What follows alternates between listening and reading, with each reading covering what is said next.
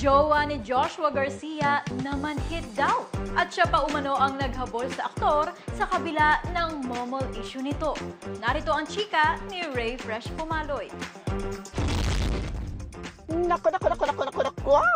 Eto na nga, how to ang chika na alam daw ng Filipina-French athlete na si Emeline Vigier ang nangyaring momol o make-out ng kanyang rumored boyfriend na si Joshua Garcia at ni Elise Hoson. Nangyari daw ito noong Star Magical Christmas Ball. Ayon kay Ogie Diaz, mismong si Vigier pa raw ang umaayos ngayon sa relasyon nila ni Joshua. Baliktad daw ito sa nangyari kina Maris Racal, Anthony Jennings at Jamela Villanueva. Sa ngayon, wala pang inilalabas sa pahayag ang mga sangkot dito na sina Joshua at Elise at kung nalaman talaga ni McCoy De Leon ang nangyari.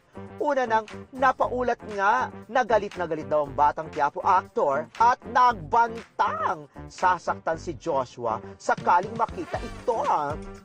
Hay! Mahal talaga ni Emeline si Joshua. Walang babae ang tatanggap sa cheating issue, no? I should know. Babae kaya akit. Correct! Ako si Ray Pumaloy ang showbiz teacher ng Abante Radio. Ito ang balitang mabilis, mabangis, walang